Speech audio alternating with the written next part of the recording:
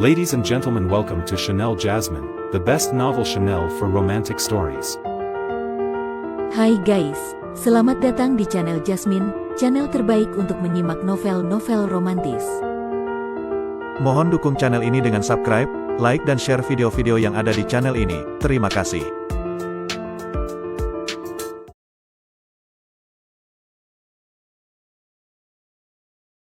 Kaisar Agung Seni Bela Diri Bab 826.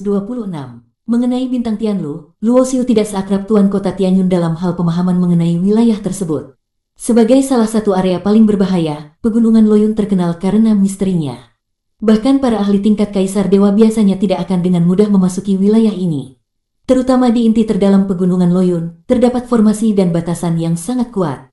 Ketika Luo Xiu memasuki Pegunungan Loyun, dia langsung merasakan tekanan dari formasi dan batasan tersebut. Hal yang sama dirasakan oleh Tuan Kota Tianyun yang mengejarnya dari belakang. Awalnya, Luo Xiu menggunakan hukum ruang dan kecepatan untuk menjaga jarak dengan Tuan Kota Tianyun dan berhasil menjauh hingga puluhan ribu mil. Namun, jarak ini masih jauh dari cukup untuk keluar dari jangkauan kesadaran Tuan Kota Tianyun. Dengan kekuatannya di tingkat Dewa Agung 7, kesadarannya dapat mencakup area sejauh jutaan mil, sehingga puluhan ribu mil bukanlah masalah besar baginya. Namun, di bawah tekanan formasi dan batasan, jangkauan kesadaran Luo Xiu menyusut drastis menjadi hanya sekitar 10 mil.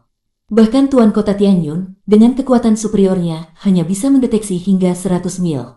Akibatnya, kesadaran yang sebelumnya mengunci Luo Xiu langsung kehilangan target. Merasa bahwa dia tidak lagi terkunci oleh kesadaran lawan, Luo Xiu menghela napas lega.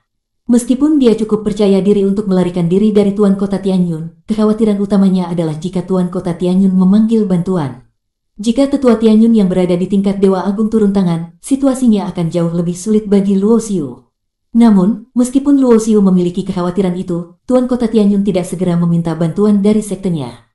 Dia berharap dapat menangkap Luo Xiu secara langsung. Jika berhasil, dia akan menjadi orang pertama yang mendapatkan harta atau rahasia yang dimiliki Luo Xiu, sekaligus mendapatkan prestasi besar.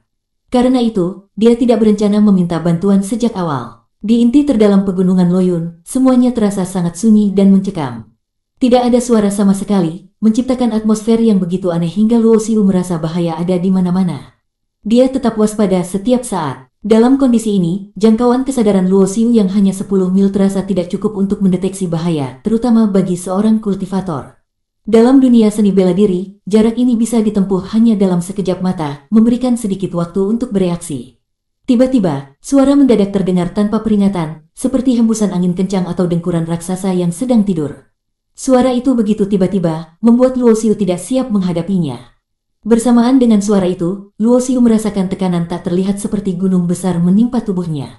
Aliran darahnya terasa seperti terhenti, membuatnya sulit bernapas. Tekanan ini begitu kuat hingga hampir membuat Luo Xiu memuntahkan darah. Wajah Luo Xiu berubah drastis. Dia langsung memiliki keinginan untuk berbalik dan meninggalkan tempat itu. Dia menyadari bahwa di inti terdalam Pegunungan Loyun mungkin terdapat makhluk yang sangat kuat sedang tertidur, sesuatu yang kekuatannya jauh melampaui kemampuannya saat ini. Meski diketahui bahwa di 3000 dunia besar, tingkatan tertinggi adalah Kaisar Dewa atau Dewa Agung tingkat 6, Luo Xiu menyadari bahwa di alam semesta kuno ini, jejak para penguasa zaman kuno atau kekuatan besar lainnya mungkin masih ada. Dengan kekuatan Luo Xiu saat ini yang setara dengan Dewa Agung, Dewa tingkat 4, dia hanyalah semut kuat dibandingkan dengan makhluk-makhluk seperti itu. Memikirkan hal ini, Luo Xiu memutuskan untuk tidak melanjutkan ke kedalaman lebih jauh. Namun, dia segera menyadari bahwa suara misterius itu muncul dengan jeda waktu tertentu, dan setiap kali terdengar, tubuhnya kembali merasakan tekanan yang hampir membuatnya muntah darah. Meskipun demikian, Luo Xiu tidak langsung meninggalkan tempat itu. Jika dia mundur, dia tahu bahwa Tuan Kota Tianyun mungkin sudah menunggunya di sana. Selain itu, tampaknya formasi dan batasan di wilayah ini hanya memungkinkan untuk maju. Jika dia mencoba mundur, dia akan kehilangan orientasi ruang, seolah-olah ruang di wilayah ini telah sepenuhnya terkunci oleh formasi. Setelah beberapa saat, Luo Xiu menemukan sebidang tanah kosong. Di inti Pegunungan Loyun, tidak ada tanda-tanda keberadaan binatang buas, yang masuk akal mengingat tempat ini terasa terlalu aneh bahkan untuk binatang buas. Dia memeriksa medan di sekitar tanah kosong itu dan mengangguk puas. Kemudian, dia mulai mengeluarkan berbagai bahan dari cincin penyimpanannya. Dengan menggunakan api dewa miliknya, Luo Xiu melelehkan bahan-bahan itu dan mengukir formasi di ruang kosong tersebut. Dengan pemahamannya yang mendalam tentang kitab formasi, Luo Xiu telah mencapai tingkat di mana dia bisa membentuk formasi menjadi simbol secara instan. Namun, untuk menciptakan formasi yang benar-benar kuat, dia masih membutuhkan bahan khusus. Suara misterius dari kedalaman pegunungan Loyun memiliki efek yang luar biasa, bahkan terhadap dirinya. Jika dia membawa wanita bergaun biru dan Yan Siruo keluar dari istana reinkarnasi, mereka kemungkinan tidak akan mampu menahan efek suara tersebut. Setelah menyelesaikan formasi pertahanan dengan bahan tingkat tinggi, Luo Xiu mengujinya. Ketika suara misterius itu terdengar lagi, lapisan-lapisan cahaya muncul dari formasi, menghasilkan gelombang energi yang menyebar dan secara bertahap melemahkan efek suara tersebut. Di dalam formasi, Luo Xiu tidak lagi merasakan tekanan apapun. Setelah memastikan formasi itu efektif, Luo Xiu membuka ruang di antara alisnya, mengaktifkan istana reinkarnasi, dan membawa keluar wanita bergaun biru serta Yan Siruo. "Siapa kau?" Begitu keluar dari istana reinkarnasi, wanita bergaun biru langsung memposisikan diri di depan Yan Siruo, melindunginya. Matanya menatap Luo Xiu dengan penuh kewaspadaan. Meskipun Luo Xiu adalah orang yang menyelamatkan mereka dari Tuan Kota Tianyun, wanita itu tidak bisa langsung mempercayainya. Jika Tuan Kota Tianyun mengejar mereka, maka Luo Xiu mungkin memiliki tujuan yang sama. Di dunia seni bela diri yang penuh intrik dan bahaya, kewaspadaan adalah hal yang penting. Tanpa itu, seseorang mungkin tidak akan bertahan cukup lama untuk mencapai tingkat Kaisar Dewa. Melihat sikap waspada wanita bergaun biru, Luo Xiu tidak marah. Sebaliknya, dia merasa sedikit kagum. Jika Yan Siruo berada dalam situasi yang sama, dia mungkin akan langsung mengungkapkan rasa terima kasih tanpa berpikir panjang. Dalam hal ini, wanita bergaun biru lebih sulit untuk ditipu, sementara Yan Siruo lebih mudah dimanfaatkan. Jika tidak ada wanita ini, Yan Siruo mungkin sudah lama kesulitan bertahan hidup di dunia yang penuh tipu daya ini.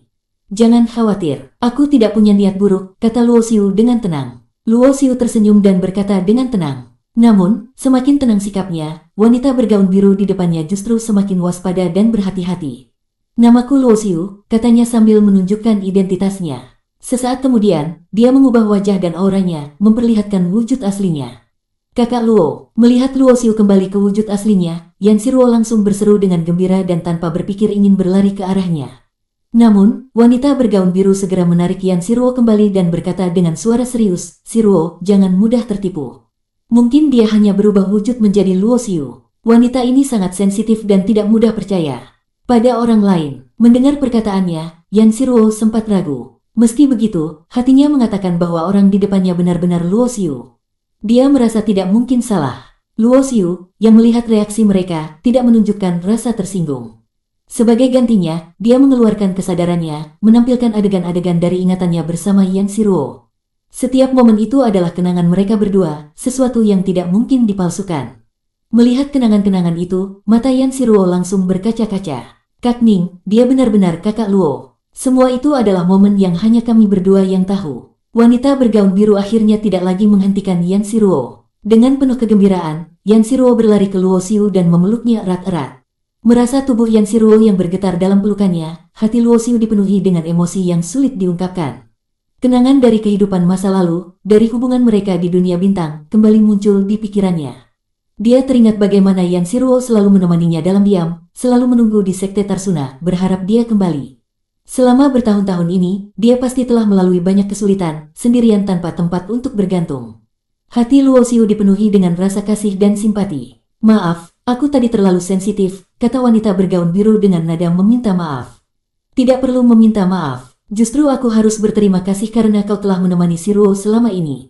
"Aku selalu khawatir tentang dia," jawab Luo Xiu. "Kau tidak perlu berterima kasih padaku. Sebaliknya, aku yang harus berterima kasih padanya. Jika bukan karena Siruo, mungkin aku sudah lama mati," jawab wanita bergaun biru sambil tersenyum. "Namaku Ning Hanling," tambahnya sambil memperkenalkan dirinya. Ketika Ning Hanling menyebutkan namanya, itu menunjukkan bahwa dia telah mulai mempercayai Luo Xiu. Selama bertahun-tahun, dia hampir setiap hari mendengar Yan Siruo menyebut nama Luo Xiu. Dan kini, untuk pertama kalinya, dia memandang pria yang sering disebut itu dengan cermat. Secara kekuatan, Luo Xiu tidak terlihat hebat, hanya seorang kaisar dewa tingkat awal. Bahkan Yan Siruo lebih kuat darinya.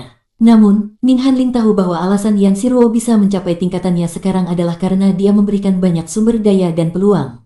Lebih jauh lagi, Ning Hanling juga tahu bahwa Luo Xiu berasal dari latar belakang rendah di 3000 dunia besar, hanya dari salah satu planet tingkat bawah. Tapi dalam waktu 300 tahun, dia berhasil mencapai tingkat Kaisar Dewa. Itu sendiri sudah menjadi pencapaian luar biasa, bahkan jika dibandingkan dengan para jenius dari klan biasa di dunia agung tertinggi. Namun, yang membuat Ning Hanling paling kagum adalah kenyataan bahwa Luo Xiu berhasil menyelamatkan mereka dari seorang ahli tingkat 7 Dewa Agung, Tuan Kota Tianyun. Bahkan, Luo Xiu mampu melindungi mereka dari serangan penuh Tuan Kota. Meski kekuatan Luo Xiu hanya setara dengan 3 tingkat awal di Kaisar Dewa, kekuatannya jelas lebih dari itu. Dia mampu bertarung dengan kekuatan 3 tingkat puncak atau bahkan setara dengan Dewa Agung. Sementara Ning Hanling memandang Luo Xiu, dia juga merasakan sesuatu yang berbeda dari pria itu. Bukan wajah atau penampilan Luo Xiu yang menarik perhatiannya, tetapi auranya. Dia segera menyadari bahwa aura dan sikap Luo Xiu sangat berbeda dari kultivator biasa di 3000 dunia besar. Dengan intuisi tajamnya, Ning Hanling dapat menyimpulkan bahwa Luo Xiu mungkin berasal atau setidaknya memiliki hubungan dengan dunia agung tertinggi, wilayah dengan hukum alam yang lebih sempurna dan tinggi. Selain itu, Ning Hanling juga menyadari bahwa dia tidak dalam kondisi terbaiknya. Meskipun terlihat sebagai Kaisar Dewa Puncak, luka pada tubuh dan jalur spiritualnya menunjukkan bahwa dia dulunya memiliki kekuatan yang jauh lebih besar. Dia pasti pernah mencapai puncak Dewa Agung, atau setidaknya 4 tingkat pada skala dewa. Luo Xiu memperhatikan Ning Hanling dengan ekspresi penuh perhatian. Dia tahu bahwa wanita ini memiliki kekuatan dan pengalaman yang luar biasa, dan kemungkinan besar dia berasal dari dunia agung tertinggi. Tapi, seperti biasa, dia memilih untuk menyimpan semua kesimpulannya sendiri. Dengan ketenangan dan rasa hormat, Luo Xiu berkata, "Terima kasih karena telah menjaga Yan Siruo selama ini. Kau telah memberikan pengorbanan besar." Ning Hanling hanya tersenyum dan berkata, "Kita semua saling membantu. Kau hanya perlu melindunginya mulai sekarang." Bersambung.